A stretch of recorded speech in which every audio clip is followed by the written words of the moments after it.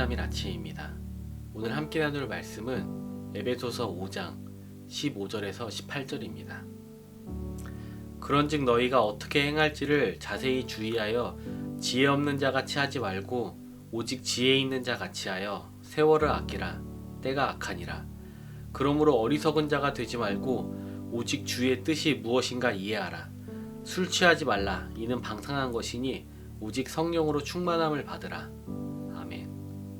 오늘 말씀은 지혜에 대해 언급하면서 시작합니다. 지혜는 우리가 아주 좋아하는 단어입니다. 이 말을 얼마나 좋아하는지 아이를 낳으면 아이 이름으로 이 단어를 붙여주곤 합니다. 시험을 앞둔 부모님들이 기도하실 때마다 이 단어를 많이 언급하면서 기도합니다.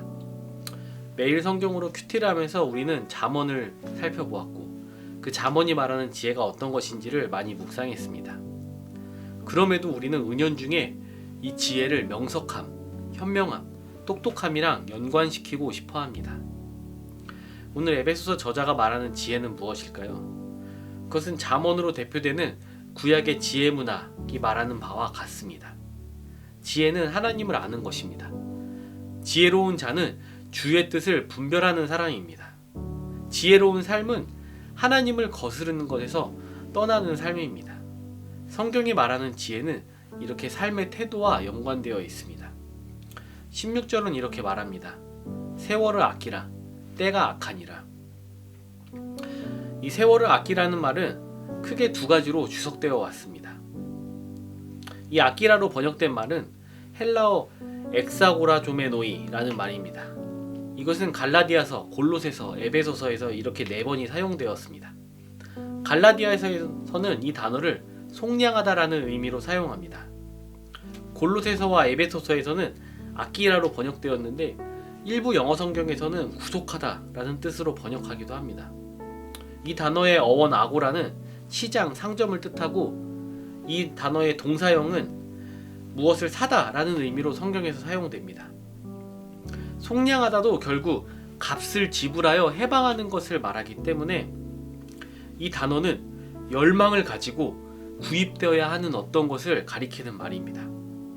세월, 시간, 기회를 얻기 위해서 우리가 가지고 있는 모든 수단을 이용해야 한다는 말입니다. 나의 모든 것을 사용해야만 하는 그런 긴박한 상황을 전제로 하고 있습니다.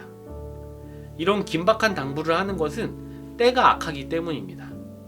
악한 시대를 살아가고 있기 때문에 하나님의 뜻대로 살아가기 위해서는 우리가 가진 모든 것을 걸어야만 합니다. 그래야만 지혜로운 삶을 살아갈 수 있습니다. 18절은 술 취하지 말라는 경고를 합니다. 이 구절 역시 기독교인들 사이에서 많이 회자되는 말씀입니다. 술을 마시면 안 되는 이유에 대해서 이야기할 때 많이 언급되는 구절입니다. 지혜 문학에서 술 취함은 어리석음의 상징입니다. 그렇기에 술 취하지 말라는 말은 단순히 술을 금지하는 말은 아닙니다. 이것은 방탕한 삶을 살아가게 하는 모든 것을 금지하는 말이라고 볼 수 있습니다. 단지 술을 마시지 않는다고 해서 나는 말씀대로 살아가고 있어 라고 할 수는 없는 것입니다. 내 삶에 어떤 것이 나를 방탕하게 하고 있다면 그것을 하지 말아야 합니다. 성경은 그렇기에 술에 취하지 말고 성령의 충만함을 받으라고 말합니다. 충만함이란 계속적인 경험을 나타내는 말입니다.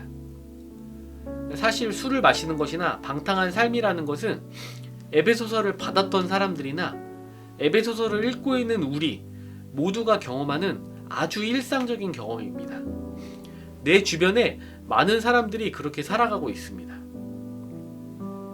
말씀은 우리를 방탕하게 하는 세상의 그런 일상적인 경험들을 떠나라고 말하고 있습니다.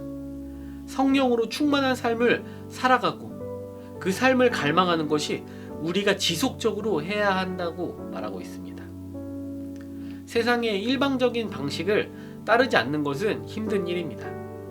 다른 이들과 다르게 살아가는 것은 아주 어려운 일입니다.